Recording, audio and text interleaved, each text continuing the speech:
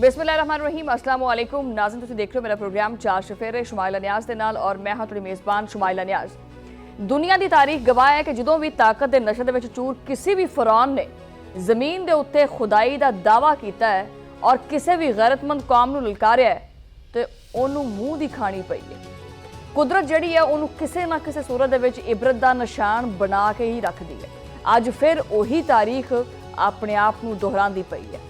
अज दी जदीद दुनिया का जिहड़ा फिरौन है यानी वाशिंगटन दे विच बैठा होया डोनाल्ड ट्रंप और उहदे सहूनी इत्तेहादी इस गलत फहमी का शिकार हो चुके हैं कि ट्रंप इंतजामिया ने एक ऐसी मिस जिहड़ी कैलकुलेशन है यानी ऐसा एक गलत अंदाज़ा लाया है जिन्हें ना सिर्फ अमरीका की साख नूं खाक च मिला दिता है बल्कि पूरे खिते नूं एक अग दे विच झोंक दिता है। हुण वाशिंगटन दे विच अमरीकी फौजियां दीयां लाशां जिहड़ियां पहुंचना शुरू हो गई। ट्रंप का ख्याल सी कि वह समझते सी कि ईरान कोई मोम दी नक वर्गा हैगा जिन्हों जदों चाहांगे मोड़ के तरोड़ के रख देवांगे। वाशिंगटन के बंद कमरिਆਂ ਦੇ ਵਿੱਚ बह के मनसूबे बनाए गए कि सिर्फ 3 या 4 दिन की आपां फौजी कार्रवाई करनी है, चंद मिसाइल जिहड़े वो तहरान दे उत्ते ठोकांगे और ईरानी अवाम जिहड़ी है वो धड़ाधड़ सड़कों ते निकल आवेगी, बगावत हो जाएगी। उत्थे दा निज़ामे हुकूमत यानी रजीम जिहड़ी है वो ताश के पत्तियां की तरह बिखर जाएगी और ट्रंप जिहड़ा है व्हाइट हाउस के जिहड़ा ना वो ओवल ऑफिस दे विच बह के दुनिया के सामने एक होर अजीम फतह का जश्न मनावेगा। वो कहना चाहते थे कि देखो मैंने एक और मुल्क फतह कर लिया है, मैंने एक और विक्ट्री हासिल कर ली है। मगर अफसोस ट्रंप साहब तुहाडा ये ख्वाब हुण सिर्फ और सिर्फ एक डरावना ख्वाब बन चुके हैं। पिछले 9 दिन तो आपां ईरान का जो रद्देअमल देखते पे हैं उन्हें पेंटागन के वड्डे वड्डे जरनैलों के पसीने छड़ा दिते। ईरान ने वह करके विखाया जिंदा अंदाज़ा ना तो पेंटागन नूं सी और ना ही इजराइल दीयां खुफिया एजेंसियां नूं। अमरीका और इजराइल ने ईरान की ताकत को जो वो अंडर एस्टीमेट करके आपकी तबाही के जोड़े परवाने हैं वो खुद ही वो उत्ते दस्तखत किए। ईरान का रद्देअमल महज दफाई नहीं है, ये एक ऐसी भरपूर जवाबी कार्रवाई है जिन्हें जंग का पांसा ही पलट के रख दिता है। जो दुश्मन ये समझदा पिया सी ना कि ईरान आपकी क्यादत के मामले के उत्ते तकसीम हो जाएगा, उदों तेहरान तो एक ऐसी खबर आई जिन्हें इजराइल के इंटैलीजेंस ढांचे नूं हिला के रख दिता। ईरानी सरकारी मीडिया ने बाकायदा ऐलान कर दिता कि आयतुल्ला खामनाई के फरजंद मुस्तफा खामनाई नूं नवा सुप्रीम लीडर नामजद कर दिता है। ये ऐलान उस टाइम होया जदों ईरान के उत्ते हमलियां का सिलसिला जारी सी, जो कि इस गल का सबूत है कि ईरानी रियासत का यह फौलादी ढांचा किसी के भी दबाव च नहीं आने नूं तैयार। ईरान की मजलिस खबरगान ने ना सिर्फ नवे लीडर का इंतखाब किया बल्कि पूरी ईरानी कौम नाल अपील की है कि वो इस नाजुक मोड़ के उत्ते इत्तेहाद का मुजाहरा करन और नवे सुप्रीम लीडर नाल वफादारी का एक अहद करन। अच्छा, ये महज एक सियासी तकर्री नहीं बल्कि दुश्मन के मुँह के उत्ते एक बहुत करारा, मज़ेदार और जोरदार तमाचा सी। मजलिस खबरगान का कहना है कि मौजूदा हालात दे विच कौमी यकजहती एक बहुत बड़ा हथियार है जो कि दुश्मन के अजाइम नूं खाक च मिला सकता है। हुण जरा गल करते हैं आपां 56 साला मुस्तफा खामनाई की शख्सियत की।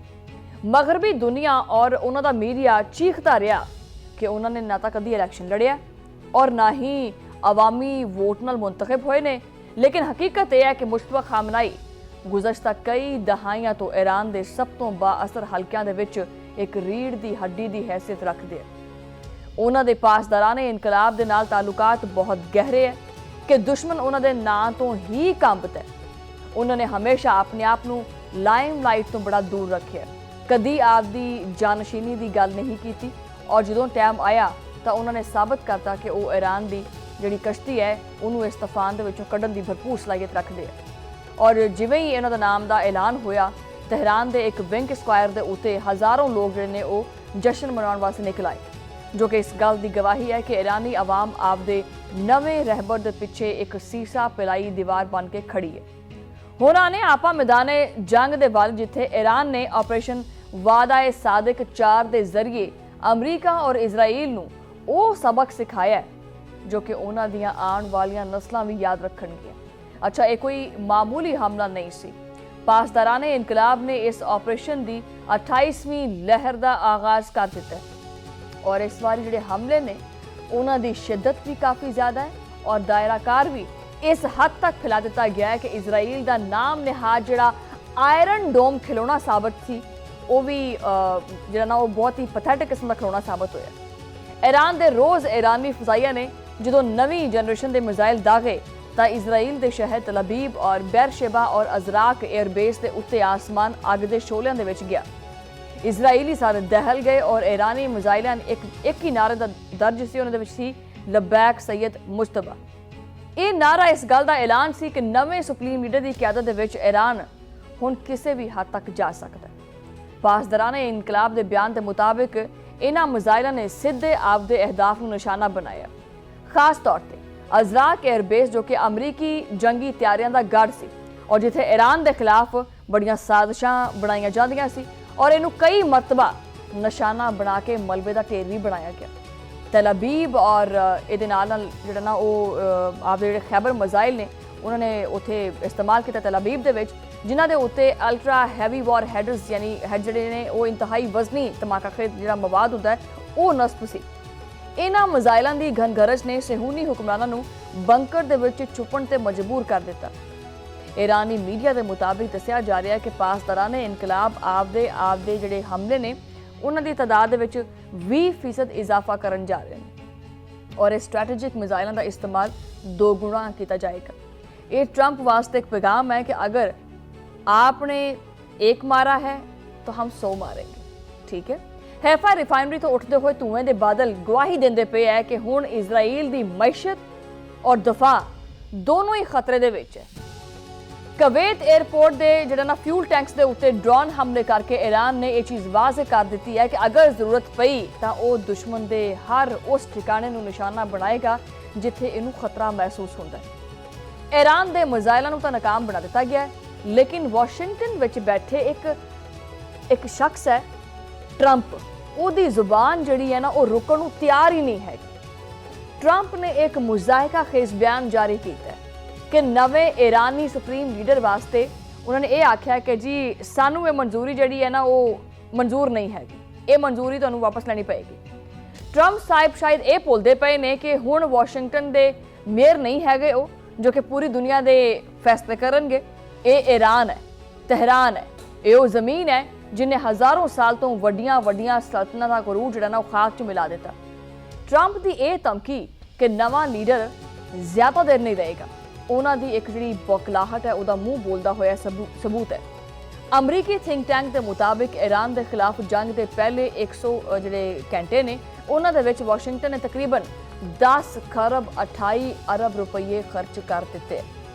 थिंक टैंक के मुताबिक अगर 2 माह जंग जारी रही तो 111 खरब तो लैके 264 खरब के अखराजात हो जाएंगे। हुण तक अमरीका ईरान जंग के उत्ते अरबां डॉलर खर्च हो चुके हैं। ना तो ईरान दे विच हुकूमत बदलने दे विच वो कामयाब हो सकिया है और ना ही ईरान नूं जोहरी प्रोग्राम खत्म करने दे विच कामयाब हो सकिया, जिस दे बाइस अमरीका दे विच ट्रंप की मुखालफत जिहड़ी वो वधदी पई है। अमरीकी जिहड़े ने वो चिल्लांदे पे है, चीखदे पे है कि साडे टैक्सां दा पैसा साडे ते खर्च होना चाहिए, मगर अमरीका इनू नाकाम जंगां दे विच झोंकदा पिया। हुण तां अमरीका दे विच डोनाल्ड ट्रंप ने जिहड़ा ना उहनूं ये गल्लां हुंदियां पईयां अमरीका दे विच कि किसी तरीके नाल डोनाल्ड ट्रंप दे कोलों जान छुड़ाई जावे। उन्हां दा मुआखज़ा होण दा जिहड़ा इम्कान है वो सामने आ रहा है। ट्रंप साहब हुण आपदी खैर मनान। इन्नी हाज़मियत और शर्मिंदगी के बावजूद डोनाल्ड ट्रंप कमाल किस्म की एक एक्टिंग और डटाई है उसका मुजाहरा करता पे।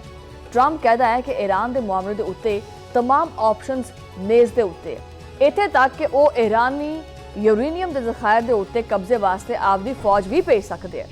लेकिन की ट्रंप दे विच इन्नी हिम्मत हैगी है? ईरानी पार्लीमेंट के स्पीकर मोहम्मद बाकिर ने ट्रंप नूं बड़ा करारा जवाब देंदे हुए आख्या कि अमरीका ने बहुत वड्डी गलती की है। साडी कौम कदी हथियार नहीं पावेगी, असीं लड़ांगे और जिदोजहद करांगे। लेकिन जिहड़ा इस सरेंडर का लफ्ज़ है ना ये आपदी लुगत दे विच जिहड़ी साडी लुगत है ना उहदे विच शुमार नहीं होंदा। उन्होंने खलीजी ममालिक में भी 2 टोक वार्निंग दी है कि अगर किसी ने भी आपकी सरजमीन अमरीका नूं ईरान के खिलाफ इस्तेमाल कर दी तो फिर असी जवाबी कार्रवाई करांगे उहदे खिलाफ। ईरान हुण किसी भी मसले का शिकार नहीं होएगा और हैरत की गल तो इत्थे यह है कि एक पासे ट्रंप जंग ਦੀਆਂ ਗੱਲਾਂ ਕਰਦਾ ਪਿਆ ਤੇ ਦੂਜੇ ਪਾਸੇ ਆਪਦੇ ਹੀ ਉਹਦੇ ਇਦਾਰੇ ਜਿਹੜੇ ਨੇ ਉਹਨਾਂ ਦੇ ਉੱਤੇ ਜਿਹੜੀ ਕਾਲਕ ਹੈ ਉਹ ਮਲਦੇ ਪਏ ਨੇ। ਅਮਰੀਕੀ ਨੈਸ਼ਨਲ ਇੰਟੈਲੀਜੈਂਸ ਕਾਉਂਸਲ ਨੇ ਇੱਕ ਖੁਫੀਆ ਰਿਪੋਰਟ ਮੰਜ਼ਿਲ ਆਮ ਦੇ ਉੱਤੇ ਲੈ ਕੇ ਆਏ ਨੇ, ਜਿਹਦੇ ਵਿੱਚ ਵਾਸ਼ਿੰਗਟਨ ਪੋਸਟ ਨੇ ਸ਼ਾਇਆ ਕੀਤਾ ਹੈ। ਇਸ ਰਿਪੋਰਟ ਦੇ ਵਿੱਚ ਅਮਰੀਕੀ ਮਾਹਿਰੀਨ ਨੇ ਆਪਣੇ ਆਪ ਖੁਦ ਇਹ ਚੀਜ਼ ਤਸਲੀਮ ਕੀਤੀ ਹੈ ਕਿ ਅਮਰੀਕਾ ਚਾਹੇ ਕਿੰਨਾ ਹੀ ਵੱਡਾ ਫੌਜੀ ਹਮਲਾ ਕਰ ਲਵੇ, ਉਹ ईरान ਦੇ ਵਿੱਚ ਰਜੀਮ ਚੇਂਜ ਯਾਨੀ ਹਕੂਮਤ ਦੀ ਤਬਦੀਲੀ नहीं लिया सकता। खुफिया रिपोर्ट के मुताबिक ईरान का मजहबी और अस्करी निज़ाम इन्ना मजबूत और मुनज़म है कि इनू बैरूनी हमलियां तो ख़त्म करना नामुमकिन है। अगर लीडर शहीद हुंदा है तो उहदी जगह लैण वास्ते 10 होर तैयार बैठे हुंदे हैं। रिपोर्ट दे विच खबरदार किया गया कि खामनाई नू निशाना बनाने की सूरत दे विच ईरान की एस्टैबलिशमेंट वो बदला लवेगी जिहदा अमरीका ने कभी तसव्वुर भी नहीं किया होएगा।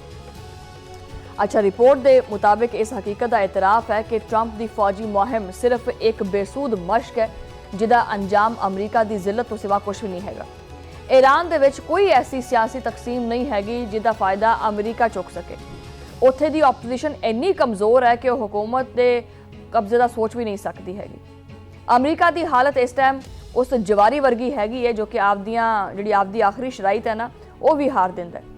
बरतानवी अखबार रिपोर्ट करता पाया कि ईरान के खिलाफ उन्होंने हमलों के विच अमरीकी असले के ज़खायर तेज़ी नाल खत्म होंदे पे है। पेंटागॉन के कोले मज़ाइल और जदीद हथियारों की इन्नी कमी हो गई है कि हुण यूक्रेन और ताइवान जिहड़े मुल्क ने उन्होंने जिहड़े इतिहादी ने उन्होंने मदद जिहड़ी उन्होंने काबल नहीं आते पे, लेकिन उन्होंने जिहड़ी मदद है वो मंगते पे। हालांकि वो मदद करने के काबल भी नहीं है, लेकिन फिर भी अमरीका उन्होंने को मदद मंगता पे। अमरीकी सैनेटर्स परेशान ने कि अगर ये जंग तवील हो गई तो अमरीका खुद आपदे दफा वास्ते दूसरियां दा मोहताज हो जाएगा। दूजे पासे ईरानी सदर मसूद और साबिक सिक्योरिटी चीफ अली लारजानी ने वाज़े कर दिता है कि नवे सुप्रीम लीडर का इंतखाब ईरान के कौमी इत्तेहाद की अलामत है। ईरान हुण किसी भी जिहड़ा ना वो एक ऐसी ताकत बन के उभरता पिया जिन्होंने सिर्फ पाबंदियां या चंद जिहड़े मज़ाइल ने वो दबा नहीं सकते। ईरानी वज़ीर खारजा अब्बास अराक्ची ने दो टोक कह दिता है कि इजराइल और अमरीका ने खुद ये जंगबंदी जी ना तोड़ी है, अगर वो दोबारा इसका मुतालबा करने की हिम्मत किवें कर सकता है। ਜਦੋਂ तक इजराइल की जारियत खत्म नहीं होंदी ईरान की सलामती की जी जंग है वो जारी रहेगी। अज तेहरान के बैंक स्क्वायर के जोड़ा ना उत्थे जश्न मनाते पे लोग आपदे नवे रहबर मुश्तबा खामनाई की तस्वीर ने वो चुक के सड़कों के उत्ते मौजूद ने। यह जश्न सिर्फ एक नवे लीडर का नहीं है बल्कि ये अमरीका के गरूर का भी है, अमरीका की शिकस्त का जश्न है। दूसरे पासे तल अबीब दे विच खौफ का राज है। उत्थे दे शहरी हुण बंकरां दे विच आपदा जिहड़ा मुस्तकिल ठिकाना ने ना वो बना चुके हैं। ईरान ने चीज़ साबित कर दी है कि उसकी ताकत का चश्मा वाशिंगटन की मंजूरी नहीं हैगी, बल्कि उहदे जिहड़े है ना अपने आवाम का इतमाद है और उहदी मुसल्ह अफवाज की बहादरी है। ट्रंप ने सोचा भी नहीं हैगा सी कि वो ईरान नूं तारीख के अंधेरियां दे विच धकेल देगा, मगर वो खुद तारीख के कूड़ेदान की तरफ जाता पे। ईरान ने आपदी क्यादत, आपदे मिसाइल और आपदे इतिहाद के जरिए दुनिया नूं ये चीज़ दसी है कि हुण मशरक़े वुस्ता के फैसले वाइट हाउस के विच नहीं बल्कि तेहरान के मैदान के विच होणगे। ऑपरेशन वादा ए सादिक 4 तो हुण ये तो सिर्फ ये शुरू होया।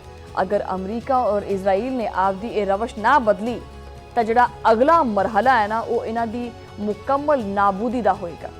ये जंग हुण सिर्फ दो मुल्कां दी जंग नहीं रही, ये जंग जिहड़ी है हक और बातल दा मार्का बन गई है। एक पासे वो ताकतां ने जो कि पूरी दुनिया नूं आपदा गुलाम बनाना चाहती हैं, दूसरे पासे वो गैरतमंद कौम है जो कि आपदी आज़ादी और वकार दे उत्ते समझौता करन नूं तैयार नहीं हैगी। ट्रंप साहब दीयां धमकियां, उन्हां दे बहरी बेड़े और उन्होंने जदीद हथियार उन्होंने अज़म के सामने बिल्कुल एक रेत का ढेर साबित होया। ईरान का नवा सूरज तलू हो चुकी है और उसकी रोशनी के विच ट्रंप की जी शिकस्त है वो साफ नजर आती पई है। तारीख गवाह रहेगी कि एक ऐसा वक्त आया सी जदों एक मगरूर सल्तनत ने ईरान नूं मिटाने की कोशिश की सी, लेकिन वो आप ही निस्तो नाबूद हो गई, वो आप ही मिट गई। जबकि ईरान अज भी लब्बैक या हुसैन के नारियां दे नाल पूरी आन बान और शान दे नाल खड़ा है और अगे भी हमेशा खड़ा रहेगा। प्रोग्राम के विच जिहड़ी गलबात है वो जारी है, लेकिन इत्थे टाइम होया एक छोटी जी ब्रेक का। ब्रेक तो बाद मिलते हैं।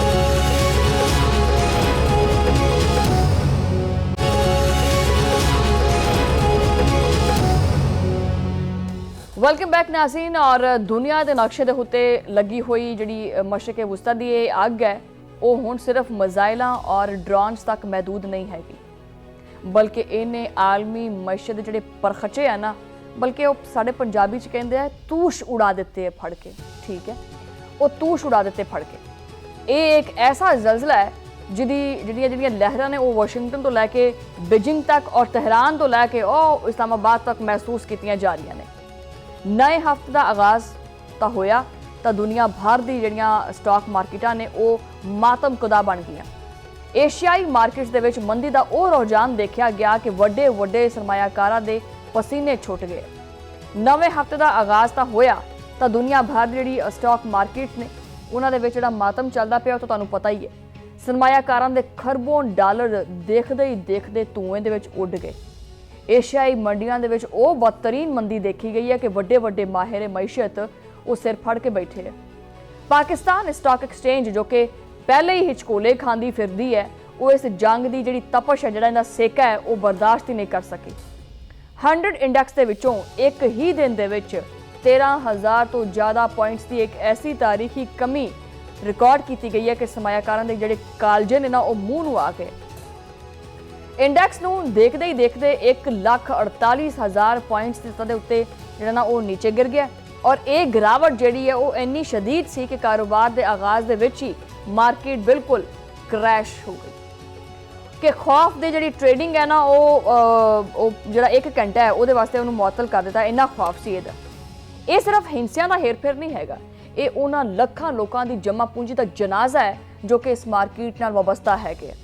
ਹਾਂਗਕਾਂਗ ਦਾ ਜਿਹੜਾ ਹੈ ਨਾ, ਹਾਂਗਕਾਂਗ ਦਾ ਇੱਕ ਹੈਂਗਸੈਂਗ ਇੰਡੈਕਸ ਹੈ ਉਹ, ਔਰ ਚੀਨ ਦਾ CSI ਹੋਵੇ ਜਾਂ ਸ਼ੰਘਾਈ ਦਾ ਇੱਕ ਕੰਪੋਜ਼ਿਟ ਇੰਡੈਕਸ ਜਿਹੜਾ ਹੈਗਾ ਉਹ ਹਰ ਜਗ੍ਹਾ ਜਿਹੜੀ ਗਿਰਾਵਟ ਹੈ ਉਹਦੀ ਸ਼ਰ੍ਹਾ 1.5 ਤੋਂ ਲੈ ਕੇ 3% ਤੱਕ ਰਹੀ ਹੈ।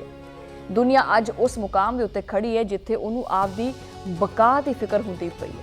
ਜੰਗ ਦਾ ਸਭ ਤੋਂ ਜਿਹੜਾ ਨਾ ਉਹ ਪਹਿਲਾ ਔਰ ਸਭ ਤੋਂ ਮੁਹਲਿਕ ਵਾਰ ਹਮੇਸ਼ਾ ਤਵਾਨਾਈ ਦੇ ਸ਼ੋਬੇ ਦੇ ਉੱਤੇ ਹੁੰਦਾ। ਉਹਨੇ ਤਾਂ ਕੱਢ ਕਢਾਕੇ ਦਿੱਤੇ ਫੜ ਕੇ। ਮਸ਼ਰਕੇ ਵਸਤਾ ਜੋ ਕਿ ਦੁਨੀਆ ਨੂੰ ਤੇਲ ਦੀ ਫਰਾਹਮੀ ਦਾ ਇੱਕ ਬਹੁਤ ਵੱਡਾ ਜ਼ਰੀਆ ਹੈ, ਉੱਥੇ ਹੋਣ ਵਾਲੀ ਕਸ਼ੀਦਗੀ ਨੇ ਖਾਮ ਤੇਲ ਦੀਆਂ ਕੀਮਤਾਂ ਨੂੰ ਆਸਮਾਨ ਤੇ ਪਹੁੰਚਾ ਦਿੱਤਾ ਹੈ। ਆਲਮੀ ਮੰਡੀ ਦੇ ਵਿੱਚ ਖਾਮ ਤੇਲ ਦੀ ਫੀ ਬੈਰਲ ਕੀਮਤ $112 ਦੀ ਨਫਸਿਆਤੀ ਹੱਦ ਅਬੂਰ ਕਰਕੇ $114 ਤੱਕ ਪਹੁੰਚ ਗਈ ਹੈ। ਇਹਦੇ ਨਾਲ ਬ੍ਰੈਂਟ ਖਾਮ ਤੇਲ ਦੀ ਕੀਮਤ 24% ਉਹਦੇ ਵਿੱਚ ਇਜ਼ਾਫਾ ਇਹ ਕੋਈ ਮਾਮੂਲੀ ਗੱਲ ਨਹੀਂ ਹੈਗੀ। ਅਮਰੀਕੀ ਜਿਹੜੀ ਹੈਗੀ ਹੈ ਨਾ ਉਹ WTI ਦੀ ਕੀਮਤ ਦੇ ਵਿੱਚ $114 ਤੋਂ ਤਜਾਵੁਜ਼ ਕਰ ਗਈ ਹੈ। ਮੁਆਸ਼ੀ ਮਾਹਿਰੀਨ ਹੁਣ ਇਹਨੂੰ ਇੱਕ ਜਿਹੜੀਆਂ ਨਾ ਉਹ ਡਰਾਉਣੀ ਪੇਸ਼ਗੋਈਆਂ ਕਹਿੰਦੇ ਪਏ ਨੇ ਕਿ ਅਗਰ ਇਹ ਜੰਗ ਜ਼ਿਆਦਾ ਲੰਬੀ ਹੋ ਗਈ ਜਾਂ ਆਪਣਾ ਹੁਰਮਜ਼ ਦੀ ਬੰਦਿਸ਼ ਬਰਕਰਾਰ ਰਹੀ ਤਾਂ ਤੇਲ ਦੀ ਕੀਮਤ ਦੇ ਵਿੱਚ $120 ਫੀ ਬੈਰਲ ਤੱਕ ਜਿਹੜਾ ਨਾ ਉਹ ਇਜ਼ਾਫਾ ਹੋ ਸਕਦਾ ਹੈ। ਲੇਕਿਨ ਇਹ ਤਮਾਸ਼ਾ ਤਾਂ ਦੇਖੋ ਕਿ ਆਲਮੀ ਮੰਡੀ ਦੇ ਵਿੱਚ ਕੀਮਤ ਤਾਂ ਹੁਣ ਵਧੀ ਹੈ ਨਾ, ਉਹ ਤਾਂ ਹੁਣ ਜਾ ਕੇ ਕੀਮਤਾਂ ਵਧੀਆਂ ਨੇ, ਲੇਕਿਨ ਪਾਕਿਸਤਾਨ ਦੇ ਵਿੱਚ ਬੈਠੇ ਹੁਕਮਰਾਨਾਂ ਨੇ ਤਾਂ ਇਹਨੂੰ ਆਵਾਮ ਦੀ ਜਿਹੜੀ ਨਾ ਉਹ ਜ਼ਿਬਾ ਕਰਨ ਤੋਂ ਪਹਿਲੇ ਹੀ ਇਹਦੀ ਕਸਮ ਖਾਧੀ ਹੋਈ ਸੀ। ਪਿਛਲੇ 1.5 ਮਾਹ ਦੇ ਦੌਰਾਨ ਪੈਟਰੋਲੀਅਮ ਮਸਨੂਆਤ ਦੇ ਵਿੱਚ $147.93 ਫੀ ਲੀਟਰ ਤੱਕ ਦਾ ਇੱਕ ਜ਼ਾਲਮਾਨਾ ਇਜ਼ਾਫਾ ਕਰ ਦਿੱਤਾ ਗਿਆ। ਸਿਰਫ 35 ਦਿਨਾਂ ਦੇ ਵਿੱਚ ਪੈਟਰੋਲ ਦੀ ਕੀਮਤ ਦੇ ਵਿੱਚ 4 ਵਾਰੀ ਇਜ਼ਾਫਾ ਕੀਤਾ ਗਿਆ। 31 ਜਿਹੜੀ ਜਨਵਰੀ ਹੈ 2026 ਉਥੋਂ ਲੈ ਕੇ ਹੁਣ ਤੱਕ ਪੈਟਰੋਲ ਜਿਹੜਾ ਹੈ ਉਹ ₹68, ਡੀਜ਼ਲ ₹78.78 ਔਰ ਮਿੱਟੀ ਦਾ ਤੇਲ ₹147.93 ਮਹਿੰਗਾ ਕੀਤਾ ਗਿਆ। ਮਿੱਟੀ ਦਾ ਤੇਲ ਜੋ ਕਿ ਗਰੀਬ ਤਰੀਨ ਤਬਕੇ ਦੀ ਜ਼ਰੂਰਤ ਹੈ ਔਰ ਇਹਦੇ ਵਿੱਚ ਵੀ ਸਭ ਤੋਂ ਜ਼ਿਆਦਾ ਇਜ਼ਾਫਾ ਇਹਨਾਂ ਹੁਕਮਰਾਨਾਂ ਦੀ ਜਿਹੜੀ ਹੈਗਾ ਨਾ ਉਹ ਜਿਹੜੀ ਗਰੀਬ ਹੈ ਉਹਦਾ ਜਿਹੜੀ ਦੁਸ਼ਮਣੀ ਪਾਲੀ ਹੋਈ ਹੈ ਉਹਦਾ ਇੱਕ ਮੂੰਹ ਬੋਲਦਾ ਹੋਇਆ ਸਬੂਤ ਹੈ। ਇਸ ਤੋਂ ਇਲਾਵਾ ਰਿਪੋਰਟ ਇਹ ਵੀ ਕਹਿੰਦੀ ਪਈ ਹੈ ਕਿ ਤੇਲ ਦੀ ਕੀਮਤ $100 ਹੋਣ ਤੋਂ ਪਾਕਿਸਤਾਨ ਦੇ ਵਿੱਚ ਮਹਿੰਗਾਈ ਦੀ ਸ਼ਰ੍ਹਾ ਜਿਹੜੀ ਹੈ ਉਹ 11% ਤੱਕ ਪਿੱਛੇ ਪਹੁੰਚਣ ਦਾ ਖਰਚਾ ਸੀ। ਔਰ ਇਹਦੇ ਨਾਲ ਜਿਹੜਾ ਸਾਲ ਹੈ ਉਹਦੇ ਆਗਾਜ਼ ਦੇ ਵਿੱਚ ਇੱਕ ਜਿਹੜਾ ਤੇਲ ਹੁੰਦਾ ਕਰੂਡ ਤੇਲ ਉਹਦੇ ਵਿੱਚ $68.70 ਹੁਣ 95% ਤੱਕ ਜਿਹੜਾ ਨਾ ਇਜ਼ਾਫਾ ਕਰ ਦਿੱਤਾ ਗਿਆ। ਇਹਦਾ ਬਰਾਹ ਰਾਸਤ ਅਸਰ ਪਾਕਿਸਤਾਨ ਦੇ ਜਿਹੜੇ ਕੰਜ਼ਿਊਮਰ ਪ੍ਰਾਈਸ ਇੰਡੈਕਸ ਜਿਹੜੇ ਹੈਗੇ ਨੇ ਉਹਨਾਂ ਦੇ ਉੱਤੇ ਪੈਂਦਾ, ਜਿਹਦਾ ਮਤਲਬ ਹੈ ਕਿ ਆਉਣ ਵਾਲੇ ਦਿਨਾਂ ਦੇ ਵਿੱਚ ਰੋਟੀ, ਕੱਪੜਾ ਔਰ ਮਕਾਨ ਇਹ ਸਾਰਾ ਕੁਝ ਹੀ ਇੱਕ ਆਮ ਇਨਸਾਨ ਦੀ ਪਹੁੰਚ ਤੋਂ ਦੂਰ ਹੋ ਜਾਏਗਾ। ਹੈਰਤ ਦੀ ਗੱਲ ਇੱਥੇ ਇਹ ਹੈ ਕਿ 45 ਦਿਨ ਪਹਿਲੇ ਜਦੋਂ ਹਕੂਮਤ ਨੇ ₹60 ਫੀ ਬੈਰਲ ਦੇ ਹਿਸਾਬ ਨਾਲ ਪੈਟਰੋਲ ਖਰੀਦਿਆ ਸੀ ਤਾਂ ਉਹਨੂੰ ਆਵਾਮ ਨੂੰ ₹327 ਫੀ ਲੀਟਰ ਫਰੋਖਤ ਕਰਨ ਦਾ ਕੀ ਜਵਾਬ ਸੀ। सिर्फ एक मद ਦੇ ਵਿੱਚ हुकूमत और आयल कंपनियां मिल के तकरीबन 113 अरब रुपये मुनाफा कमांदियां पईयां ने। ये रियासत हैगी है या कोई मुनाफाखोर कंपनी है? साबिक वज़ीर खजाना मफ्ता इस्माइल खुद तस्लीम करते पे ने कि हुकूमत पेट्रोल तो 1700 अरब रुपये कमा लेगी। सार्फिन की कीमत के उत्ते ऑयल कंपनियां नूं 70 रुपये फी लीटर का इजाफा मुजरना इजाफी जिहड़ा मुनाफा हुंदा वो दिता जा रहा है। ये गरीब की जेब के उत्ते वो डाका है जिहदे उत्ते IMF का लेबल ला के इनू जायज़ करा दिता जा रहा है।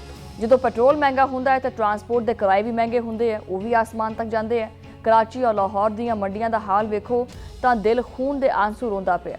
आलू जिहड़ा हैगा वो 50 रुपये, प्याज 60 रुपये और मटर 150 रुपये किलो तक जा पहुँच गया। हरी मिर्च 200 रुपये किलो है और अदरक लसन 400 600 इहदी मच विकदे पे ने। और फलों की तो खैर तुसीं गल ही ना करो, फलों की सूरत हाल तो इस कदर बदतर है कि केले 350 रुपये जिहड़ा ना दर्जन है। स्ट्रॉबेरी जिहड़ी हैगी वो 800 रुपये किलो है। आम आदमी हुण सिर्फ और सिर्फ दाल और सब्जी वास्ते ही तरसदा पिया, लेकिन खैर वो भी किहड़ा इन्नी सस्ती है, दालां सब्जियां भी महंगियां ने।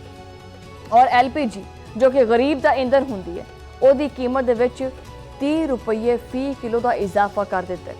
सरकारी कीमत 226 रुपये मुकर्रर कर दी है, मगर बाजार दे विच 330 रुपये तक मिलती पई है।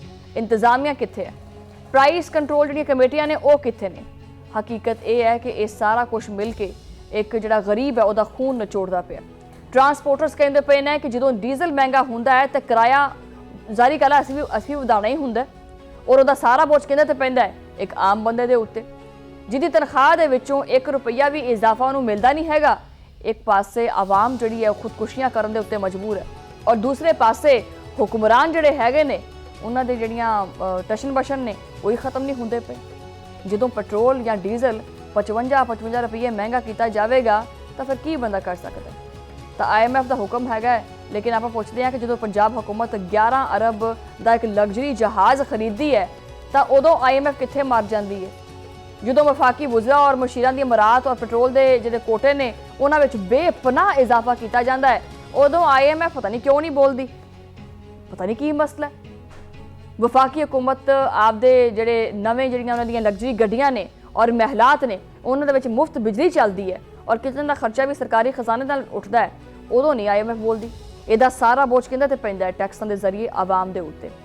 राणा सनाउल्ला वर्गे मुशीर कहते हैं कि असीं 110 रुपये की बजाय सिर्फ 55 रुपये का इजाफा किया है।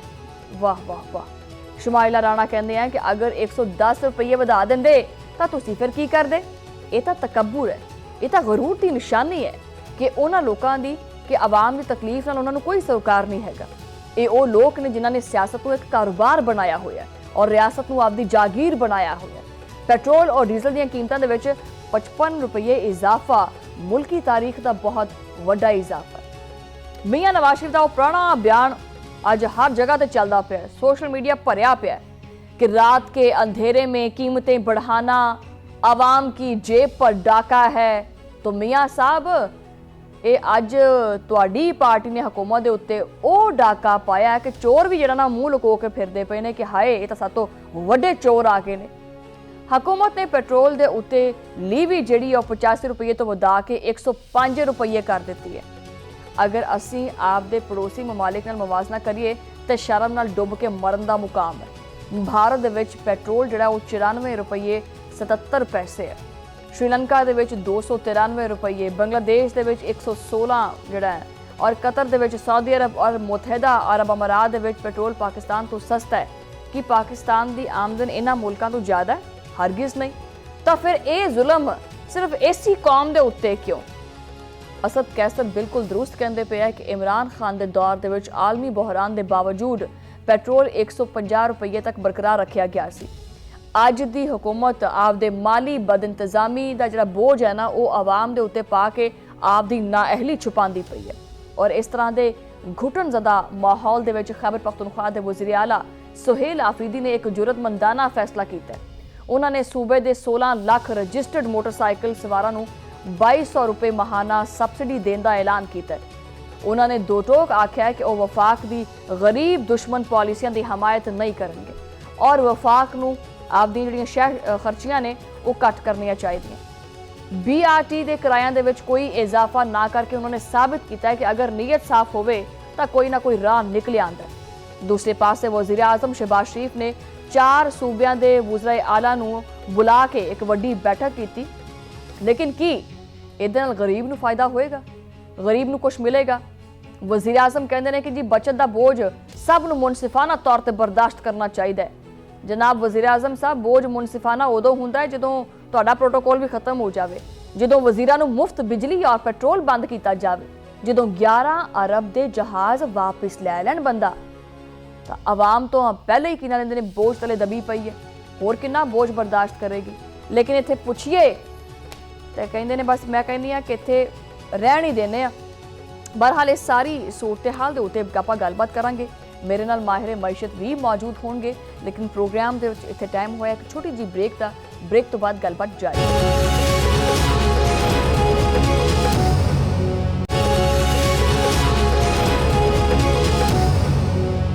Welcome back Nazreen. ਔਰ ਇਹ ਜਿਹੜਾ ਬੰਬ ਡਿੱਗਿਆ ਹੋਇਆ ਹੈ ਪਾਕਿਸਤਾਨ ਦੀ ਆਵਾਮ ਦੇ ਉੱਤੇ, ਇਹਦੇ ਬਾਰੇ ਆਪਾਂ ਗੱਲਬਾਤ ਕਰਾਂਗੇ। ਮਾਹਿਰ ਮਈਸ਼ਤ ਮੇਰੇ ਨਾਲ ਮੌਜੂਦ ਨੇ ਡਾਕਟਰ ਇਕਰਾਮੁਲ ਹਕ ਸਾਹਿਬ।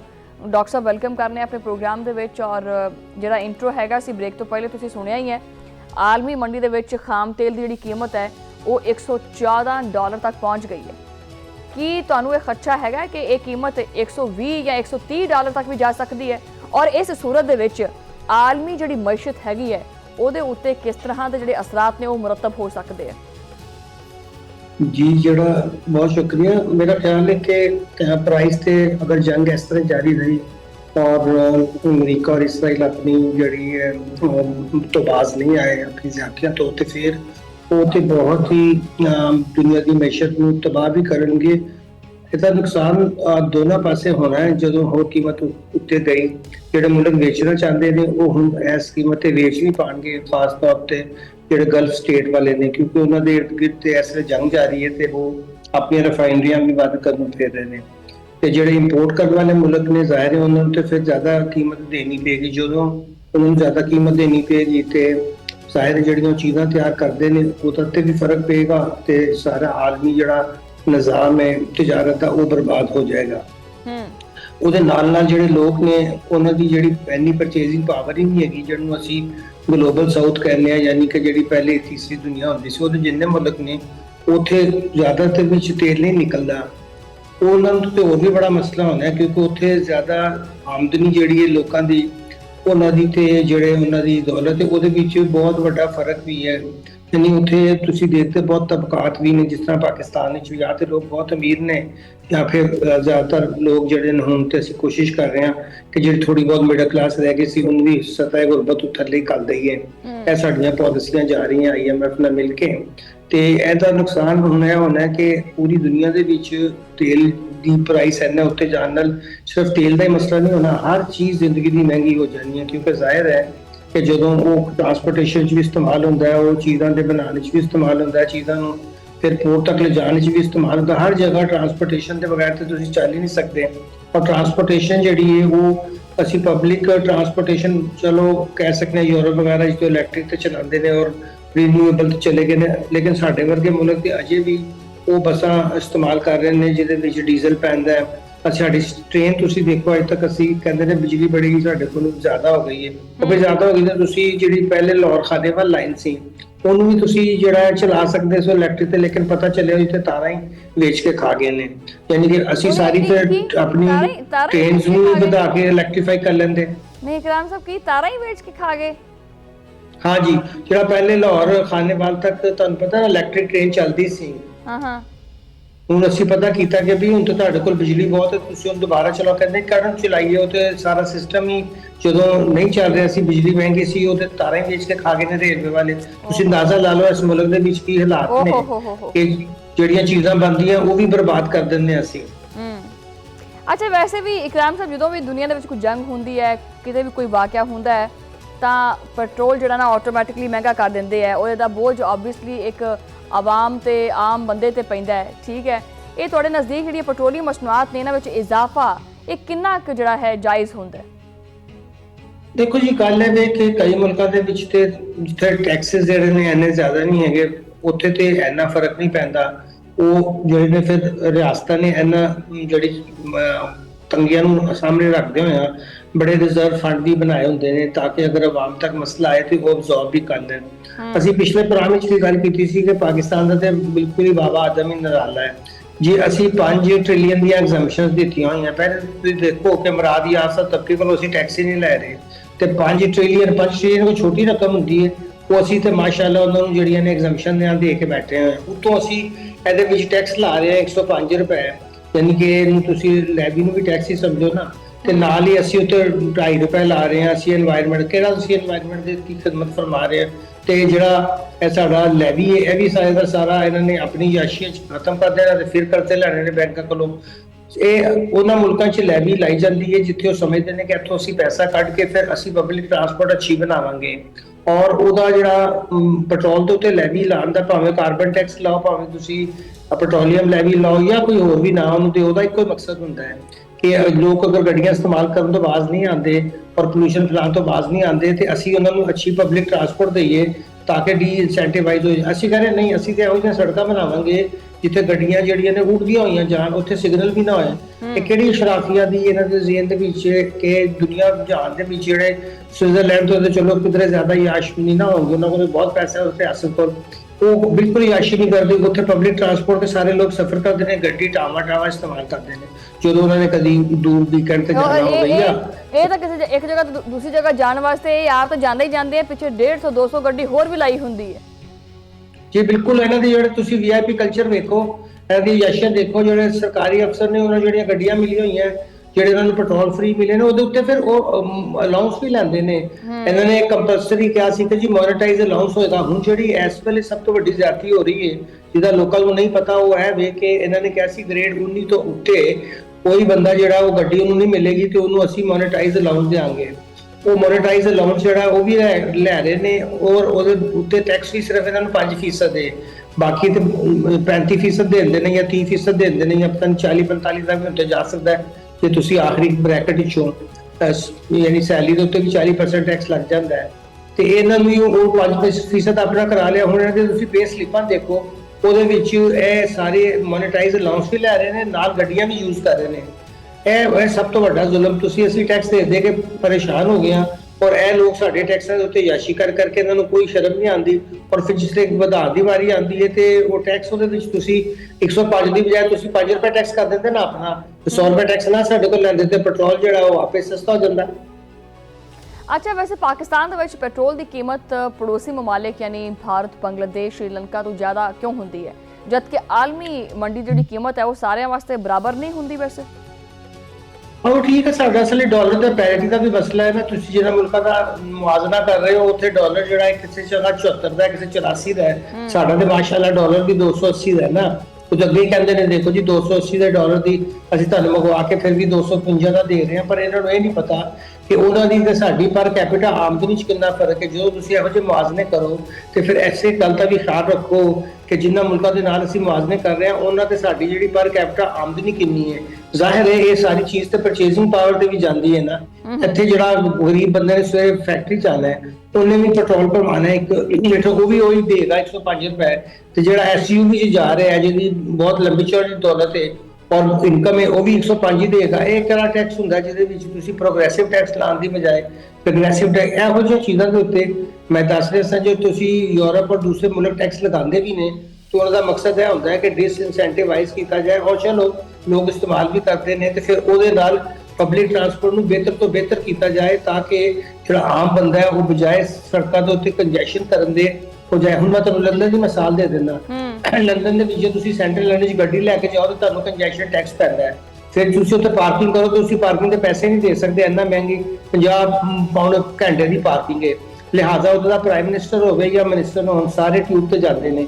ਇੱਥੇ ਸਾਡੇ ਜਿਹੜੇ ਬਾਦਸ਼ਾਹ ਨੇ ਉਹ ਇਹ ਤੇ ਉਹਨਾਂ ਨੂੰ ਵੀ ਇਹ ਹੁਣ ਬਾਦਸ਼ਾਹ ਬਣੇ ਹੋਏ ਨੇ ਨਾ, ਇਹ ਕਹਿੰਦੇ ਨੇ ਜੀ ਸਾਨੂੰ ਤੇ ਬਿਹਤਰੀਨ 10-10 ਗੱਡੀਆਂ ਹੋਣ ਤੇ ਅਸੀਂ ਲੋਕਾਂ ਦਾ ਖੂਨ ਵੀ ਨਿਚੋੜੀਏ, ਉਹਨਾਂ ਕੋਲੋਂ ਇੰਨਾ ਵੱਡੇ ਟੈਕਸਿਸ ਵੀ ਲਈਏ, ਆਪਣਾ ਨੂੰ 5 ਟ੍ਰਿਲੀਅਨ ਦੀ ਟੈਕਸ ਐਗਜ਼ੈਂਪਸ਼ਨ ਵੀ ਦੇ ਦਈਏ ਜਿਹੜੇ ਤਾਕਤਵਰ ਤਬਕੇ ਨੇ, ਔਰ ਉਹਦੇ ਬਾਅਦ ਅਸੀਂ ਲੋਕਾਂ ਨੂੰ ਟੈਕਸ ਲਾ ਕੇ ਇਹ ਕਹੀਏ ਕਿ ਜੀ ਅਸੀਂ ਤੁਹਾਡਾ ਬੜੀ ਅਜੇ ਰਿਆਇਤ ਕੀਤੀ ਹੈ, ਅਸੀਂ ਤੁਹਾਡੇ 100 ਵਧਾਣਾ ਸੀ, ਵੈਸੇ ਤਾਂ 120 ਵੀ 25 ਵੀ ਵਧਣਾ ਚਾਹੀਦਾ ਸੀ। ਇਹ ਗੱਲਾਂ ਵੀ ਹੁੰਦੀਆਂ ਪਈਆਂ, ਕਹਿੰਦੇ ਅਸੀਂ ਆਸਾਨ ਕੀਤਾ ਤੁਹਾਡੇ ਤੇ ਅੱਜ ਤਾਂ ਬਥੇਰਾ ਵਧਾ ਦੇਣਾ ਸੀ। ਅੱਛਾ ਮੈਂ तो ਫਿਰ मैं ਇੱਕ दस ਚੀਜ਼ ਪੁੱਛਣੀ ਚਾਹਨੀ ਹੈ ਵੈਸੇ ਉਹਦਾ ਹੱਲ ਮੈਂ ਦੱਸ ਰਿਹਾ ਨਾ ਜੀ, ਕਿ ਜੀ। ਅਗਰ ਤੁਸੀਂ ਜਿਹੜੀਆਂ 5 ਟ੍ਰਿਲੀਅਨ ਦੀ ਐਗਜ਼ੈਂਪਸ਼ਨ ਦਿੱਤੀਆਂ ਹੋਈਆਂ ਉਹ ਖਤਮ ਕਰੋ ਅੱਧੀਆਂ ਉਹਦੇ ਚੋਂ, ਤੇ ਤੁਹਾਡਾ ਜਿਹੜਾ ਪੈਟਰੋਲੀਅਮ ਲੈਵੀ ਤੁਹਾਨੂੰ ਲਾਉਣ ਦੀ ਲੋੜ ਹੀ ਨਹੀਂ ਪਏਗੀ, ਤੁਸੀਂ ਪੈਟਰੋਲੀਅਮ ਲੈਵੀ ਜ਼ੀਰੋ ਕਰ ਦਿਓ ਫਿਰ। ਹੂੰ ਅੱਛਾ ਦੇਖੋ ਨਾ ਵੈਸੇ ਉਹਦਾ ਹੱਲ ਤੇ ਮੌਜੂਦ ਹੈ ਨਾ। ਉਹ ਪੁੱਛਣਗੇ ਕਿ ਚਲੋ ਜੀ ਅਗਰ ਅਸੀਂ ਘੱਟ ਕਰੀਏ ਤੇ ਅਸੀਂ ਫਿਰ ਪੂਰਾ ਕਿੱਥੋਂ ਕਰਾਂਗੇ, ਪੂਰਾ ਕਰਨ ਦਾ ਤਰੀਕਾ ਵੀ ਅਸੀਂ ਦੱਸ ਰਹੇ, ਮਗਰ ਉਹ ਉਹਨਾਂ ਨੇ ਕਰਨਾ ਨਹੀਂ ਨਾ। ਕਿਉਂਕਿ ਜੇ ਤੁਸੀਂ ਉਹਦੀ ਲਿਸਟ ਦੇਖੋਗੇ ਤੇ ਤਿੰਨਾਂ ਲੋਕਾਂ ਨੂੰ ਐਗਜ਼ੈਂਪਸ਼ਨਾਂ ਮਿਲੀਆਂ ਹੋਈਆਂ ਤੇ ਬੰਦਾ ਬੜਾ ਹੈਰਾਨ ਹੁੰਦਾ ਕਿ ਬਈ ਜਿਹੜੇ ਅੱਗੇ ਹੀ ਰਿਆਸਤ ਦੇ ਪੈਸਿਆਂ ਦੇ ਨਾਲ ਯਾਸ਼ੀਆਂ ਕਰ ਰਹੇ ਨੇ, ਫਿਰ ਉਹ ਜਿੱਥੇ ਰਹਿ ਰਹੇ ਨੇ ਉਹ ਜਿਹੜੀਆਂ ਯਾਸ਼ੀਆਂ ਕਰ ਰਹੇ ਨੇ ਉਹ ਵੀ ਟੈਕਸ ਫ੍ਰੀ ਨੇ। ਔਰ ਉਹ ਖਤਮ ਇਸ ਲਈ ਨਹੀਂ ਹੋ ਸਕਦੀਆਂ ਕਿ ਉਹਨਾਂ ਵੱਲ ਇਹ ਦੇਖਣਾ ਜਿਹੜਾ ਉਹ ਡਰਦੇ ਨੇ ਕਿ ਭਾਈ ਇਹਨਾਂ ਵੱਲ ਤੇ, ਔਰ ਆਪਣੀਆਂ ਵੀ ਤਨਖਾਹਾਂ ਪਹਿਲੇ 400 ਗੁਣਾ ਕਰ ਲੈਂਦੇ ਨੇ ਔਰ ਫਿਰ ਆਪਣੀ ਮਰਾਦ ਦੇ ਉੱਤੇ ਵੀ ਟੈਕਸ ਨਹੀਂ ਦਿੰਦੇ। ਇਹਨਾਂ ਨੂੰ ਘਰ ਫ੍ਰੀ ਨੇ, ਗੱਡੀਆਂ ਫ੍ਰੀ ਨੇ, ਪੂਰੀ ਇਹਨਾਂ ਨੇ ਆਪਣੀ ਜਿਹੜੀ ਇਲੈਕਟ੍ਰਿਸਿਟੀ ਉੱਤੇ ਵੀ ਜਗ੍ਹਾ ਨਹੀਂ ਦੇਣਾ। ਉਹ 11 ਅਰਬ ਰੁਪਏ ਦਾ ਕਿੰਨੇ ਨੇ ਜਹਾਜ਼ ਖਰੀਦ ਲੈਂਦੇ ਨੇ, 11 ਅਰਬ ਡਾਲਰ ਦਾ। ਜੀ ਬਿਲਕੁਲ, ਉਹ ਵੀ ਤਾਂ ਜਿਹੜਾ ਜਾਰੀ ਅਖਰਾਜਾਤ ਨੇ ਉਹਦੇ ਤੇ ਵੀ ਸਾਨੂੰ ਗੱਲ ਕਰਨੀ ਚਾਹੀਦੀ ਹੈ ਨਾ ਕਿ ਜਿਹੜੇ ਇਹਨਾਂ ਦੇ ਜਾਰੀ ਅਖਰਾਜਾਤ ਨੇ ਉਹਦੇ ਵਿੱਚ ਇਹਨਾਂ ਦੀ ਘਰ ਦੇ ਜਿੰਨਾ ਖਰਚਾ ਤੁਸੀਂ ਮੈਂ ਪੇ ਕਰ ਰਹੇ ਆ, ਇਹਨਾਂ ਦੀ ਇਲੈਕਟ੍ਰਿਸਿਟੀ ਅਸੀਂ ਫੰਡ ਕਰ ਰਹੇ ਆ, ਇਹਨਾਂ ਦੀ ਬਿਜਲੀ ਅਸੀਂ ਇਹਨਾਂ ਦੀ ਗੈਸ ਅਸੀਂ ਫੰਡ ਕਰ ਰਹੇ ਆ, ਡਰਾਈਵਰ ਅਸੀਂ ਫੰਡ ਕਰ ਰਹੇ ਆ, ਖਰਸਾਮਾ ਅਸੀਂ ਫੰਡ ਕਰ ਰਹੇ ਆ, ਤੇ ਜਿੰਨੇ ਵੀ ਹਰ ਚੀਜ਼ ਚੀਨੀ, ਪੱਤੀ, ਆਟਾ, ਘਿਓ ਉਹ ਵੀ ਸਾਡੀ ਜੇਬ ਤੋਂ ਜਾਂਦਾ ਪਿਆ ਜੀ। ਤੇ ਸਰ ਇਹ ਤਾਂ ਹੁਣ ਬੜਾ ਜ਼ੁਲਮ ਹੈ ਨਾ ਕਿ ਤੁਸੀਂ ਇਹ ਵੀ ਫਿਰ ਟੈਕਸ ਦੇਣਾ ਆਪਣੀ ਇੰਨੀ ਵੱਡੀ ਦੌਲਤ ਤੇ, ਔਰ ਇਹਨੇ ਤੇ ਪੈਸੇ ਖਜ਼ਾਨਾ ਵੈਸੇ ਭਰ ਜਾਏਗਾ ਤੇ ਅਸੀਂ ਵੀ ਪੈਟਰੋਲ ਸਸਤਾ ਕਰ ਦੇਂਗੇ। ਅੱਛਾ ਜੇ ਪੈਟਰੋਲ ਦੇ ਵਿੱਚੋਂ 105 ਰੁਪਏ ਦੀ ਅਸੀਂ ਲੈਵੀ ਕੱਢ ਦਈਏ ਤੇ ਫਿਰ ਤੇ ਪੈਟਰੋਲ ਦੀ ਕੀਮਤ ਐਨੀ ਨਹੀਂ ਰਹਿ ਜਾਂਦੀ ਨਾ। ਤੇ ਜਨਾਬ ਜਿਹੜਾ ਦੂਜੇ ਪਾਸੇ ਖੈਬਰ ਪਖਤੂਨਖਵਾ ਹੁਕੂਮਤ ਨੇ ਮੋਟਰਸਾਈਕਲ ਸਵਾਰਾਂ ਨੂੰ 2200 ਰੁਪਏ ਸਬਸਿਡੀ ਦੇਣ ਦਾ ਐਲਾਨ ਕੀਤਾ ਹੈ। ਤੁਹਾਡੇ ਨਜ਼ਦੀਕ ਕੀ ਇਹ ਮਾਡਲ ਪਾਇਦਾਰ ਹੈ ਜਾਂ ਸਿਰਫ ਇੱਕ ਸਿਆਸੀ ਪੁਆਇੰਟ ਸਕੋਰਿੰਗ ਚੱਲਦੀ ਪਈ ਹੈ? ਨਹੀਂ, ਇਹ ਤਾਂ ਹੁਣ ਦੇਖੋ ਨਾ ਪੁਆਇੰਟ ਸਕੋਰਿੰਗ ਸ਼ੁਰੂ ਕਰ ਦੇਣਗੇ। ਜਿਹੜਾ ਅਸਲ ਸਾਡਾ ਮਸਲਾ ਤੇ ਜਿਹੜਾ ਉਹ ਸਟਰਕਚਰਲ ਹੈ ਕਿ ਜਿਹੜਾ ਇਸ ਵੇਲੇ ਪਾਕਿਸਤਾਨ ਤੇ ਕਰਜ਼ਾ ਵੀ ਹੈ ਜਾਂ ਸਾਡੀ ਜਿਹੜੀ ਇਸ ਵੇਲੇ ਰੁਪਏ ਦੀ ਬੇਕਦਰੀ ਹੋਈ ਹੈ ਉਹ ਐਸੇ ਹੀ ਹੋਈ ਹੈ ਨਾ ਕਿ ਇਹ ਲੋਕ ਜਿਹੜੇ ਨੇ ਆਪਣੀਆਂ ਯਾਸ਼ੀਆਂ ਛੱਡਦੇ ਨਹੀਂ, ਫਿਸਕਲ ਡੈਫਿਸਿਟ ਸਾਨੂੰ ਬਾਹਰੋਂ ਲੋਨ ਲੈਣੇ ਪੈਂਦੇ ਨੇ ਔਰ ਸਾਡੀ ਐਕਸਪੋਰਟ ਵੱਧਦੀ ਨਹੀਂ ਔਰ ਅਸੀਂ ਇੰਪੋਰਟ ਕਰੀ ਜਾਂਦੇ ਹਾਂ ਬਿਹਤਰੀਨ ਮਹਿੰਗੀਆਂ ਗੱਡੀਆਂ ਵੀ ਮੰਗਵਾਉਂਦੇ ਹਾਂ ਅਸੀਂ ਸਾਰਾ ਕੁਝ। ਤੁਸੀਂ ਦੱਸੋ ਜਿਹੜਾ ਮੁਲਕ ਗੱਡੀ ਨਹੀਂ ਬਣਾਉਂਦਾ, ਹੁਣ ਜਿਹੜੇ ਮੁਲਕ ਸਾਡੇ ਬਹੁਤ ਬਾਅਦ ਦੇ ਵਿੱਚ ਉਹਨਾਂ ਨੇ ਰੇਸ ਸ਼ੁਰੂ ਕੀਤੀ ਹੈ, ਤੁਸੀਂ ਵੀਅਤਨਾਮ, ਕੋਰੀਆ ਵਗੈਰਾ ਦੇਖੋ ਇਹਦੇ ਕੀ ਹਾਲਾਤ ਹੋ ਗਏ ਸਨ, ਕਿੱਥੇ ਪਹੁੰਚ ਗਏ ਨੇ ਉਹ। ਤੇ ਉਹਨਾਂ ਨੇ ਉਹ ਤੇ ਗੱਡੀਆਂ ਬਣਾ ਕੇ ਦੁਨੀਆ ਨੂੰ ਐਕਸਪੋਰਟ ਕਰ ਰਹੇ ਨੇ ਤੇ ਅਸੀਂ ਨਾ ਗੱਡੀ ਬਣਾਣੀ ਹੈ ਨਾ ਅਸੀਂ ਐਕਸਪੋਰਟ ਕਰਨੀ ਹੈ ਤੇ ਅਸੀਂ ਬਸ ਕਰਜ਼ਿਆਂ ਤੇ ਗੁਜ਼ਾਰਾ ਕਰਨਾ ਹੈ। ਉਹ ਕਰਜ਼ ਦੀ ਮੈਂ ਪੀ ਕੇ ਬਸ ਸਮਝਦੇ ਨੇ ਕਿ ਫਾਕਾ ਮਸਤੀ ਸਾਡੀ ਵੀ ਜ਼ਰੂਰ ਰੰਗ ਲਿਆਏਗੀ, ਮਗਰ ਉਹ ਲਿਆਣ ਲੱਗੀ ਨਹੀਂ। ਉਹ ਮੁਲਕ ਨੂੰ ਵੀ ਡੁਬੋਏਗੀ ਤੇ ਨਾਲ ਲੋਕਾਂ ਦੀਆਂ ਮੁਸ਼ਕਲਾਂ ਵਿੱਚ ਵੀ ਇਜ਼ਾਫਾ ਕਰੇਗੀ। ਅੱਛਾ ਬਸ ਇਕਰਾਮ ਸਾਹਿਬ ਇੱਕ ਚੀਜ਼ ਹੋਰ ਜਿਹੜੀ ਇੰਪੋਰਟੈਂਟ ਹੈ ਕਿ ਮਸ਼ਰਕ ਵਸਤਾ ਦੀ ਜਿਹੜੀ ਇਹ ਜੰਗ ਹੈ ਇਹ ਨਜ਼ਰ ਤਾਂ ਆਉਂਦਾ ਪਿਆ ਕਿ ਥੋੜੀ ਲੰਮੀ ਜਾ ਸਕਦੀ ਹੈ, ਕਿਉਂਕਿ ਈਰਾਨ ਕਹਿੰਦਾ ਪਿਆ ਕਿ ਅਸੀਂ 6 ਮਹੀਨੇ ਤੱਕ ਭਾਵੇਂ ਜੰਗ ਲੜ ਲਈ ਸਾਨੂੰ ਕੋਈ ਫਰਕ ਨਹੀਂ ਪੈਣ ਵਾਲਾ। ਇਹਦੀ ਸੂਰਤ ਦੇ ਵਿੱਚ ਜਿਹੜਾ ਤਵਾਨਾਈ ਦਾ ਬੁਹਰਾਨ ਹੈ ਉਹ ਡੈਫੀਨੇਟਲੀ ਮਜ਼ੀਦ ਵਧੇਗਾ। ਪੈਟਰੋਲੀਅਮ ਮਸਨੂਆਤ ਮਜ਼ੀਦ ਕਿੰਨੀਆਂ ਮਹਿੰਗੀਆਂ ਹੋ ਸਕਦੀਆਂ, ਆਵਾਮ ਦੇ ਉੱਤੇ ਮਜ਼ੀਦ ਜਿਹੜਾ ਬੋਝ ਹੈਗਾ ਉਹਨੂੰ ਪਾਉਣ ਦੀ ਬਜਾਏ ਹੁਕੂਮਤ ਨੂੰ ਕਿਹੜੀਆਂ ਐਸੀ ਇਕਦਾਮਾਤ ਨੇ, ਐਮਰਜੈਂਸੀ ਇਕਦਾਮਾਤ ਜਿਹੜੇ ਨੇ ਉਹ ਕਰਨ ਦੀ ਜ਼ਰੂਰਤ ਹੈਗੀ ਹੈ ਤੁਹਾਡੇ ਨਜ਼ਦੀਕ? ਦੇਖੋ ਜੀ, ਸਭ ਤੋਂ ਪਹਿਲੇ ਗੱਲ ਤੇ ਹੈਗੀ ਹੈ ਕਿ ਉੱਥੇ ਜਿਹੜੀ ਜੰਗ ਹੈ ਉਹਦੇ ਵਿੱਚ ਈਰਾਨ ਨੂੰ ਨਾ ਜ਼ਿਆਦਤੀ ਤੇ ਉਹਨਾਂ ਨੇ ਬਹੁਤ ਕੀਤੀ ਹੈ, ਮਗਰ ਉਹ ਵੀ ਤਿਆਰੀ ਦੇ ਵਿੱਚ ਸਨ। ਉਹਨਾਂ ਨੇ ਹੁਣ ਇੰਨਾ ਆਪਣਾ ਸਿਸਟਮ ਡੀਸੈਂਟਰਲਾਈਜ਼ ਕਰ ਲਿਆ ਹੋਇਆ ਕਿ ਇਹਨਾਂ ਨੂੰ ਪਤਾ ਨਹੀਂ ਕਿ ਉਹ ਕਿੱਥੋਂ ਮਿਜ਼ਾਈਲ ਸੁੱਟਣਗੇ। ਅਜੇ ਤਾਂ ਉਹਨਾਂ ਨੇ ਫਤਿਹ 1 2 3 ਨਹੀਂ ਚਲਾਏ, ਅਜੇ ਸੁਪਰਸੋਨਿਕ ਤੇ ਉਹਨਾਂ ਨੇ ਹੱਥ ਨਹੀਂ ਲਾਇਆ ਕਿ ਉਹ ਆਪਣੇ ਸਸਤੇ ਇਕਰਾਮ ਸਾਹਿਬ ਉਹ ਕਹਿੰਦੇ ਪਿਆ ਕਿ ਸਾਡੇ ਕੋਲ ਜਿਹੜਾ ਪੁਰਾਣਾ ਕੋਟਾ ਪਿਆ ਹੋਇਆ ਸੀ ਨਾ ਹਾਈ ਤੱਕ ਉਹ ਛੱਡਿਆ ਹੈ। ਹਾਂ, ਉਹ ਸਸਤੇ ਜਿਹੜੇ ਸਾਡੇ ਉਹਦੇ ਜਿਹੜੇ ਉਹਨਾਂ ਸਸਤੇ ਡਰੋਨ ਲਏ ਹੋਏ ਨੇ ਔਰ ਉਹ ਘੱਲ ਰਹੇ ਨੇ ਤੇ ਉਹ ਮਹਿੰਗੇ ਪੈਸੇ ਲਾ ਕੇ ਉਹਨਾਂ ਨੂੰ ਤਬਾਹ ਕਰ ਰਹੇ ਨੇ ਤੇ ਇਹ ਸਾਰੇ ਗਲਫ ਦੇ ਨਾਲ ਹੋ ਰਿਹਾ। ਤੇ ਅਗਰ ਗਲਫ ਦੀ ਸਪਲਾਈ ਲਾਈਨ ਟੁੱਟੀ ਤੇ ਫਿਰ ਤੇਲ ਕਿੱਥੋਂ ਮਿਲੇਗਾ? ਜ਼ਿਆਦਾ ਤੋਂ ਜ਼ਿਆਦਾ ਤੁਸੀਂ ਰੂਸ ਦੀ ਯਾਸ਼ੀ ਹੋਏਗੀ ਨਾ। ਇਸ ਜਿਹੜੀ ਕੀਮਤ ਵਧੀ ਹੈ ਇਹਦਾ ਸਹੀ ਬੈਨੀਫੀਸ਼ੀਅਰੀ ਤਾਂ ਰੂਸ ਹੋਏਗਾ, ਕਿਉਂਕਿ ਸਭ ਤੋਂ ਈਰਾਨ ਚੋਂ ਤਾਂ ਤੇਲ ਹੁਣ ਜਾ ਨਹੀਂ ਸਕਦਾ ਤੇ ਰੂਸ ਕੋ ਦੁਨੀਆ ਦਾ ਸਭ ਤੋਂ ਵੱਡਾ ਤੁਹਾਨੂੰ ਪਤਾ ਨਾ ਆਇਲ ਪ੍ਰੋਡਿਊਸਰ ਹੈ। ਤੁਸੀਂ ਨਾਲ ਹੀ ਦੇਖੋ ਕਿ ਇੰਡੀਆ ਨੇ ਰੂਸ ਨੂੰ ਕਿਹਾ ਕਿ ਜੀ ਮੈਨੂੰ ਸਭ ਤੋਂ ਜ਼ਿਆਦਾ ਤੇਲ ਤੂੰ ਦੇਣਾ ਹੈ, ਕਿਉਂਕਿ ਜ਼ਾਹਿਰ ਉਹਨਾਂ ਦੇ ਨਾਲ ਉਹਨਾਂ ਦੀ ਪੁਰਾਣੀ ਦੋਸਤੀ ਦੀ। ਅਸੀਂ ਰੂਸ ਕੋਲੋਂ ਤੇਲ ਕਿਉਂ ਨਹੀਂ ਲਿਆ? ਤੁਸੀਂ ਇਹਨਾਂ ਕੋਲ ਪੁੱਛਣਾ ਚਾਹੀਦਾ ਨਾ, ਜੋ ਰੂਸ ਸਾਨੂੰ ਤੇਲ ਦੇਣਾ ਚਾਹ ਰਿਹਾ ਸੀ। ਔਰ ਉਦੋਂ ਜਿਹੜੇ ਮਿਨਿਸਟਰ ਬਣੇ ਸਨ ਪੈਟਰੋਲੀਅਮ ਦੇ, ਮਾਸ਼ਾਅੱਲਾ ਉਹਨਾਂ ਨੇ ਕਿਹਾ ਸੀ ਬਸ ਜੀ ਅਗਲਾ ਜਹਾਜ਼ ਆਉਣ ਹੀ ਵਾਲਾ ਹੈ ਤੇ ਅਸੀਂ ਆਪਣੀ ਰਿਫਾਈਨਰੀਆਂ ਦਾ ਸਿਸਟਮ ਵੀ ਜਿਹੜਾ ਰੂਸੀ ਕਰੂਡ ਦੇ ਮੁਤਾਬਿਕ ਕਰ ਲਿਆ। ਮੈਨੂੰ ਸਮਝ ਨਹੀਂ ਆਉਂਦੀ ਕਿ ਕਿਉਂ ਨਾ ਉਹ ਤੇਲ ਆਇਆ ਰੂਸ ਤੋਂ ਤੇ ਅਸੀਂ ਫਿਰ ਵੀ ਮਹਿੰਗਾ ਤੇਲ ਹੀ ਕਿਉਂ ਲੈਣ ਤੇ ਤੁਲੇ ਹੋਏ ਹਾਂ। ਹੁਣ ਅਮਰੀਕਾ ਤੋਂ ਤੇਲ ਇੱਥੇ ਪਹੁੰਚ ਨਹੀਂ ਸਕਦਾ, ਜ਼ਾਹਿਰ ਉਹਦੀ ਕੀਮਤ ਹੀ ਇੰਨੀ ਜ਼ਿਆਦਾ ਪੈ ਜਾਏਗੀ ਤੇ ਕਰੀਬੋਂ ਸਾਨੂੰ ਜਿਹੜਾ ਤੇਲ ਮਿਲ ਸਕਦਾ ਉਹ ਸਿਰਫ ਮਿਲ ਸਕਦਾ ਰੂਸ ਕੋਲੋਂ। ਹੁਣ ਇਹਨਾਂ ਨੂੰ ਚਾਹੀਦਾ ਫੌਰੀ ਰੂਸ ਨਾਲ ਗੱਲਬਾਤ ਸ਼ੁਰੂ ਕਰਨ ਤੇ ਉਹਦੇ ਨਾਲ ਅਗਲੇ 10 ਸਾਲ ਦਾ ਤੇਲ ਦੀ ਕੋਈ ਗੱਲਬਾਤ ਕਰਨ ਜੇ ਉਹਨਾਂ ਨੇ ਬਚਣਾ ਹੈ ਇਹਨਾਂ ਨੇ ਪਾਕਿਸਤਾਨ ਨੇ ਤੇ ਅੱਗੇ ਦੂਸਰਾ ਜਿਹੜਾ ਕਿ ਕੀਮਤ ਨੂੰ ਕਿਵੇਂ ਉਹ ਕੰਪਨਸੇਟ ਕਰਨ ਉਹਦਾ ਤਰੀਕਾ ਮੈਂ ਦੱਸਿਆ ਹੈ ਕਿ ਮੁਲਕ ਜਿਹੜਾ ਉਹ ਇਸ ਵੇਲੇ ਇਹਨਾਂ ਦੀਆਂ ਜਿਹੜੀਆਂ ਯਾਸ਼ੀਆਂ ਦੀ ਵਜ੍ਹਾ ਨਾਲ 5 ਟ੍ਰਿਲੀਅਨ ਦਾ ਟੈਕਸ ਜਿਹੜਾ ਹੈ ਉਹ ਐਗਜ਼ੈਂਪਸ਼ਨ ਅਸੀਂ ਦਿੱਤੀਆਂ ਹੋਈਆਂ ਉਹਨੂੰ ਖਤਮ ਕਰਨ, ਉਹਦੇ ਵਿੱਚ ਜਿਹੜੀਆਂ ਗਰੀਬ ਲੋਕਾਂ ਨੂੰ ਨੇ ਉਹ ਚਲੋ ਛੱਡ ਦੇ, ਅੱਧੀਆਂ ਵੀ ਖਤਮ ਕਰਨਗੇ ਤੇ ਇੰਨਾ ਸਾਨੂੰ ਤੇਲ ਦੀ ਕੀਮਤ ਵਿੱਚ ਟੈਕਸ ਜਿਹੜਾ ਹੈ ਉਹਨੂੰ ਅਸੀਂ ਬਹੁਤ ਥੱਲੇ ਲਿਆ ਸਕਦੇ ਹਾਂ। ਹੋਰ ਤਾਂ ਕੋਈ ਤਰੀਕਾ ਹੈ ਨਹੀਂ। ਜ਼ਾਹਿਰ ਹੈ ਜੇ ਤੁਸੀਂ 100 ਰੁਪਏ ਦਾ ਖਰੀਦੋਗੇ ਤੇ ਅੱਗੇ ਤੁਸੀਂ 100 ਰੁਪਏ ਦਾ ਹੀ ਵੇਚਣਾ ਜਾਂ 110 ਰੁਪਏ ਦਾ ਹੀ ਵੇਚਣਾ ਹੈ, ਉਹ ਜ਼ਾਹਿਰ ਹੈ ਕਿ ਉਹਨਾਂ 'ਚ ਜਿਹੜੀਆਂ ਵੈਸੇ ਨਾ ਇਕਰਾਮ ਸਾਹਿਬ ਵੈਸੇ ਆਵਾਮ ਦੀ ਵੀ ਜਿਹੜੀ ਹੈ ਨਾ ਉਹ ਦਾਦ ਦੇਣੀ ਪਏਗੀ। ਮੁਸ਼ਰਫ ਦੇ ਦੌਰ ਦੇ ਵਿੱਚ परवेज मुशर्रफ ने आख्या सी कि मैं आपदी उदों 50 रुपये लीटर पेट्रोल हुंदा सी, उन्हें आपदी आवाम दे बारे आख्या सी कि मैं अगर 100 रुपये लीटर भी पेट्रोल करांगा, अगर तुसीं इहदी सकत दी गल करदे ना भी किन्ना कहंदे इहदी किन्नी बर्दाश्त हैगी है तो उन्हें गल की सी, तुहानूं याद होएगा उन्हें कहा कि 100 रुपये लीटर भी करांगा तो ये बर्दाश्त करेगी। हुण देखो 326 रुपये होया पिया ते अगे इम्कानात ये भी ज़ाहिर किए जा रहे हैं कि पेट्रोल 500 तक जाना तो आवाम लैना च लवा के भरेगी 500 रुपये। जी बिल्कुल जाहिर है, और पेट्रोल के बगैर तो साडा तो कोई ऐसा ट्रांसपोर्ट का सिस्टम भी नहीं है कि ਅਸੀਂ ਕਿਸੇ ਹੋਰ ਤਰੀਕੇ ਨਾਲ ਪਹੁੰਚ ਜਾਈਏ ਤੇ ਅਸੀਂ ਤੇ ਇਹਨਾਂ ਪੈਟਰੋਲ ਦੀ ਜਿਹੜੀਆਂ ਗੱਡੀਆਂ ਦੇ ਜ਼ਰੀਏ ਕੋਈ ਨਾ ਭਾਵੇਂ ਆਪਣੀ ਹੋਵੇ ਜਾਂ ਕਿਤੇ ਨੂੰ ਅਸੀਂ ਹਾਇਰ ਕਰੀਏ, ਮੋਟਰਸਾਈਕਲਾਂ ਤੇ ਜਾਈਏ ਜਾਂ ਫਿਰ ਸਾਰੀਆਂ ਚੀਜ਼ਾਂ ਬੰਦ ਕਰਕੇ ਸਾਈਕਲਾਂ ਤੇ ਦੁਬਾਰਾ ਸ਼ੁਰੂ ਕਰ ਦੇਣ ਕਿ ਜੀ ਤੁਸੀਂ ਉਹ ਲੋਕ ਪੈਦਲ ਚੱਲਣ ਔਰ ਅਸੀਂ ਰਾਸ਼ਨ ਕਰ ਦਿੱਤਾ ਹੈ। ਜੇ ਸਪਲਾਈ ਬੰਦ ਹੋਈ ਤਾਂ ਫਿਰ ਰਾਸ਼ਨ ਤੇ ਕਰਨੀ ਪਏਗੀ ਨਾ, 4 ਦਿਨ ਆਫਿਸ ਕਰਨੇ ਪੈਣਗੇ, ਇੱਕ ਦਿਨ ਹੋਏਗਾ ਕਿ ਈਵਨ ਵਾਲੀਆਂ ਗੱਡੀਆਂ ਚੱਲਣ, ਇੱਕ ਦਿਨ ਜਿਹੜੀਆਂ ਉਹ दूसरियां गड्डियां चलन ते सारियां चीज़ां करनियां पैणगियां। बिल्कुल सही। इकरामुल हक साहब बहुत बहुत शुक्रिया, तुसी टाइम दिता और अपना तजिया पेश किया, बड़ी मेहरबानी जनाब। नाज़रीन, मशरक़े वुस्ता दी जंग तां शायद एक दिन च खत्म हो जाए, लेकिन पाकिस्तान दे विच हुक्मरानां ने महंगाई जिहड़ी अग लाई हुई है ना वो पूरे निज़ाम नूं जला के राख कर सकती नहीं बल्कि कर चुकी है। ये ट्रंप की मिस कैलकुलेशन ने दुनिया को बिल्कुल ही थरथली पा दी है, हिला के रख दिता है और साड़ी हुकूमत की जी बैड गवर्नेंस है उन्हें आवाम को जींदियां जी मार दिता है। हुण वक्त आ गया है कि अशारफिया जड़ियां ने ये जेडे इन्हां दा काम बनता है कि आपदी जड़ियां अयाशियां ने ये बंद करन और आवाम को वाकई कोई रिलीफ देन। अगर अज ये जड़ियां शाह खर्चियां ने ये बंद ना होईयां और अगर अज गरीब की जेब के उत्ते डाका पाना बंद ना किया तो याद रखो जो भुख सड़कों के उत्ते आती है ना तो तख्तो ताज नूं जिहड़ा ना वो निस्तो नाबूद कर देती है। ये तारीख का सबक है और तारीख अपने आप नूं दोहरान दे विच देर नहीं लाती। प्रोग्राम का वक्त तो खत्म हो गया, तुहाडे नाल मुलाकात होगी अगले प्रोग्राम दे विच, उदों लई अल्लाह ने के बाद।